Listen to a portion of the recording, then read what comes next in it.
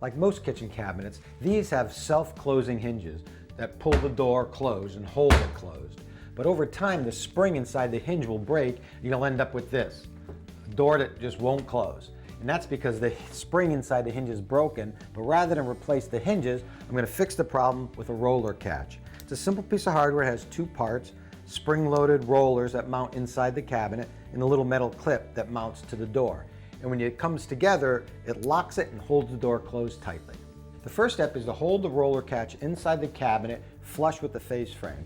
Then mark the screw holes and fasten it down with 2 screws.